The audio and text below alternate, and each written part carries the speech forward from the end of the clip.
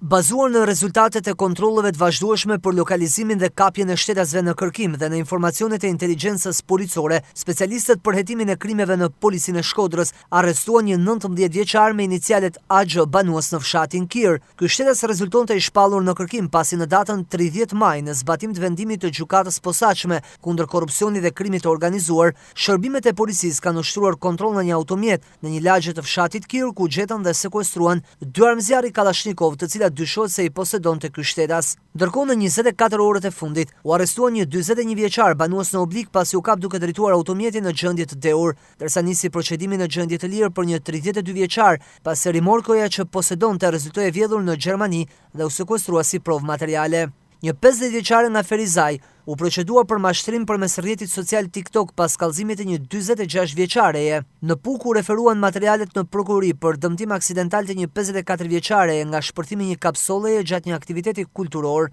ndërsa në Shkodër u procedua në gjendje të lirë GSH 50 vjeç për kanosje ndaj një gruaje 58 vjeçare dhe djalit të saj, RB 54 vjeç për dhunë psikologjike ndaj bashkëshortes dhe një 72 vjeçar nga Trushi për lidhjet paligjshme të energjisë elektrike. Po në 24 orët e fundit, në Policinë e Shkodrës është denoncuar edhe largimi nga banesa e një 17 vjeçareje, ka qenë nëna e kësaj të fundit që ka denoncuar në polici largimin e vajzës nga banesa. Policia po punon për gjetjen e saj. Materialet për këtë rast i kanë kaluar prokurorisë për veprimet mëtejshme.